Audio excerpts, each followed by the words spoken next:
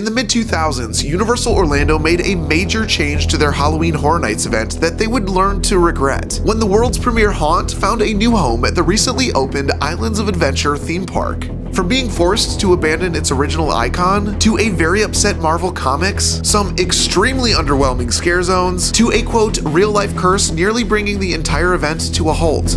Today, we take a deep dive into the troubled history of Halloween Horror Nights at Universal's Islands of Adventure. This is Islands of Fear.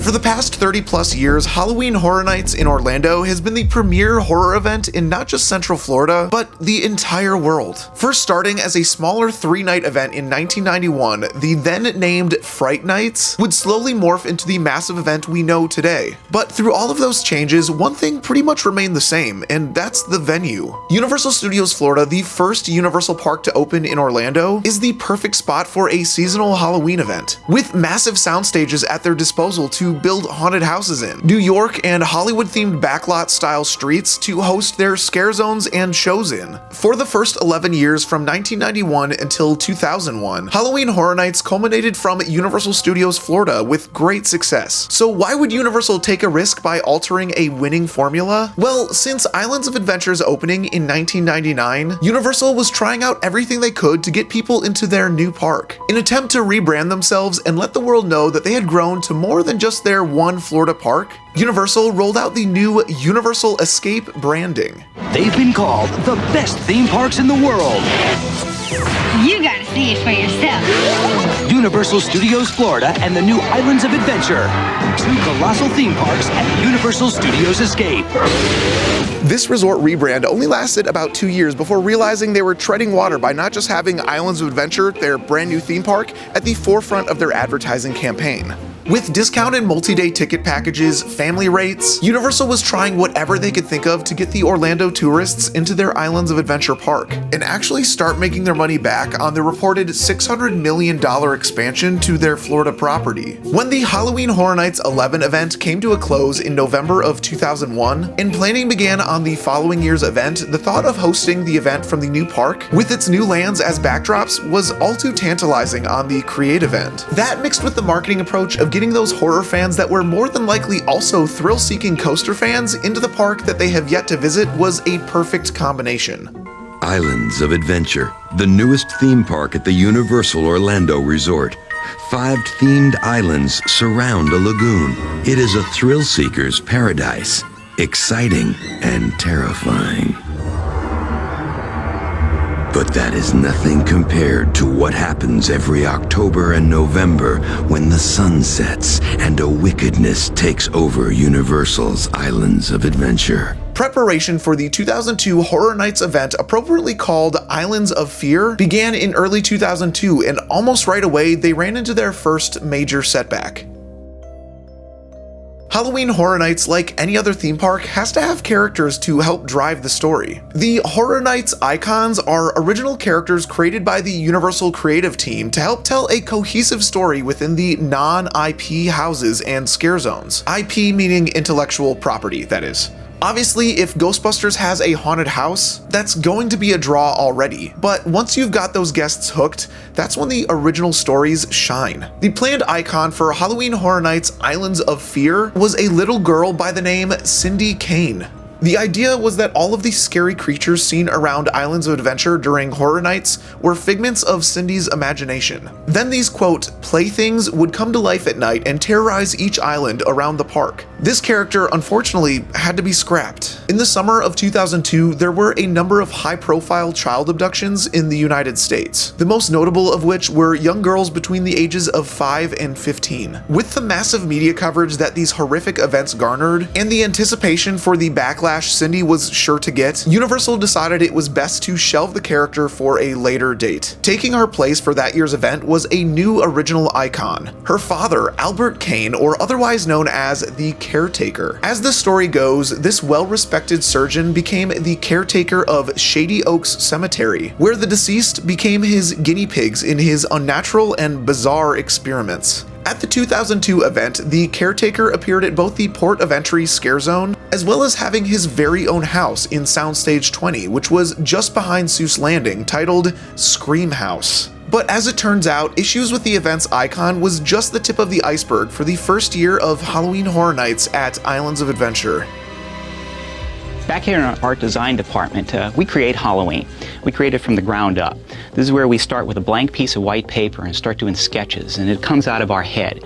And we put it on a piece of paper, and if we like it, we move on and work on it and pick at it. And when we get it to where we want, we take it up to our execs and we say, is this the way you want us to go? And they look at it, and if they like it, and sometimes they don't, but sometimes they do, and we work at it some more, and we build the houses, and we build the icons, the characters. Halloween Horror Nights Islands of Fear had a total of 5 houses, 6 scare zones, and 3 shows. One of the most notable of which could be found in Marvel Superhero Island.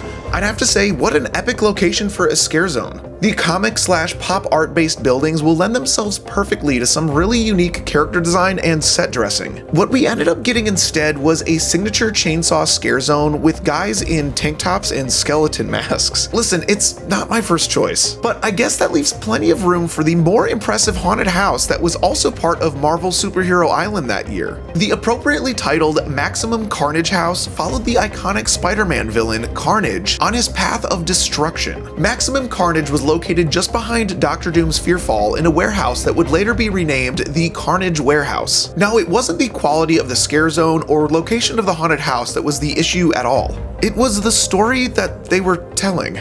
Not only were the villains running rampant all over Marvel Island, but the narrative was that all of the superheroes were dead. Carnage killed them all, every last one of them. How did they convey this part of the story? Well, it's hard to find evidence of this online, because after getting word of this certain aspect of the story, Marvel Comics was obviously very upset and made them change it. But it said that inside the Maximum Carnage house, there were depictions of said dead superheroes. From what I could gather, this may have been only during the first few days of operation, and that they were removed after, because according to Marvel, if kids came to the event and saw that their favorite superheroes were dead, they would stop buying Marvel Comics because they would think that the superheroes were dead for real. Although Maximum Carnage and its adjacent scare zone made it to the end of the first year's run with only some minor tweaks, Universal has never had a Marvel-themed scare zone or house ever since.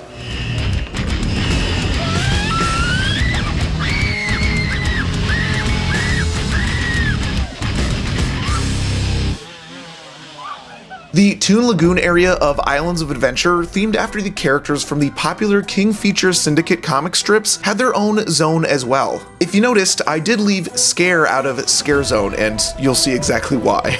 Unless your greatest fear is clowns, this rave bubble party seemed to be in its place because of what one could only assume was strict guidelines set by King Features Syndicate regarding what could and could not be used in their land, which was made even more clear the following year when the same exact area was used for a scare zone called Hide and Shriek. Based off of the pictures I could find online, this might have been the worst scare zone of all time. Hide and Shriek consisted of black and white striped structures sparingly scattered throughout the land that scare actors dressed in coordinating black and white outfits would stand behind. This is what they would refer to in the haunt community as a camouflage scare. We have a series of patterns that actually provide you camouflage.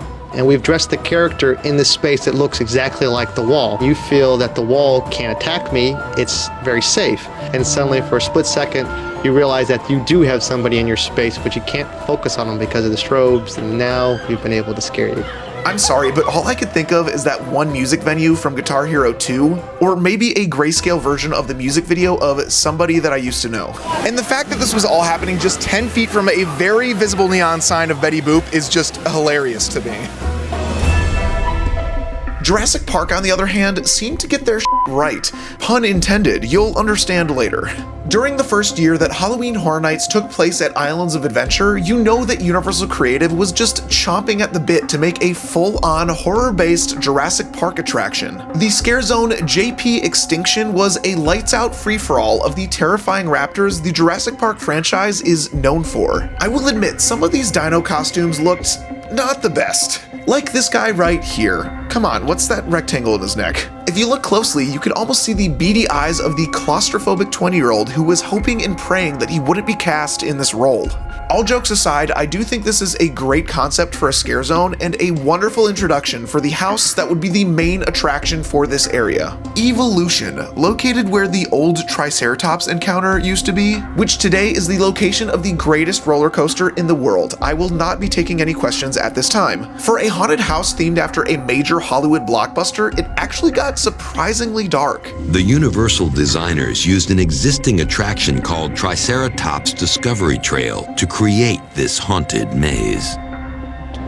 Our Triceratops animatronic in Discovery Trail isn't very threatening. It's not very scary. So what we did to remedy this is we built this stockade around here, and we busted up all these big holes through here to make it look as though something violent and terrifying happened in here.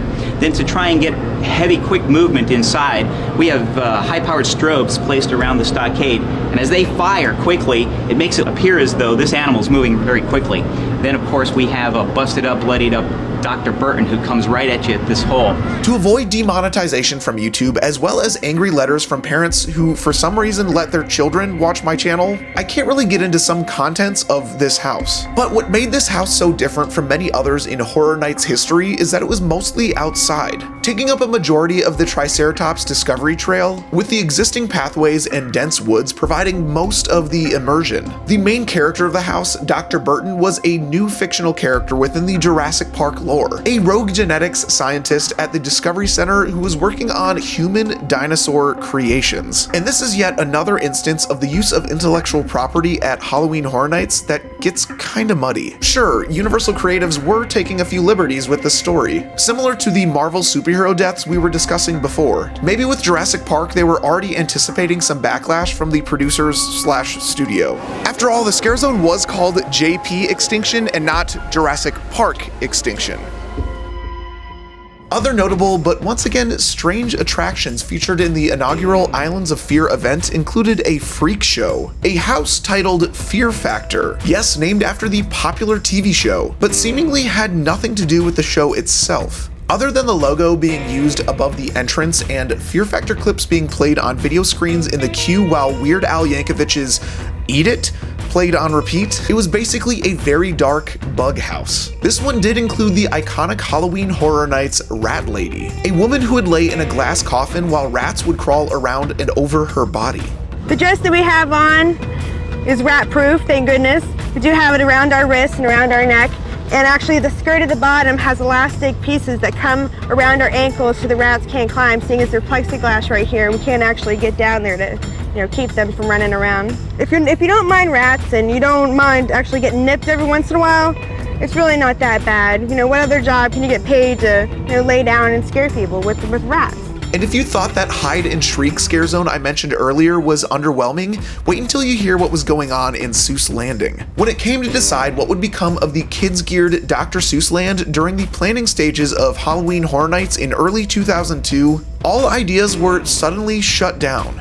Audrey Giesel, the widow of Dr. Seuss, said that Universal was not allowed to put anything even remotely scary in Seuss Landing. So the concept was that all of the Who's in Whoville were so scared of the event that they locked their doors and stayed inside. Some dense fog was pumped into the area and the Grinch wandered around, but that's pretty much it. As you could probably tell after the first year, it would become a reoccurring thing that the IP featured around the park had issue with the Horror Nights event interfering with their land's atmosphere. For the following year's event, Halloween Horror Nights 13, all representation of Marvel and Jurassic Park were dropped, and in its place, the event took a chance at some more extreme scare tactics. That same year, a new icon was introduced. The director made his debut.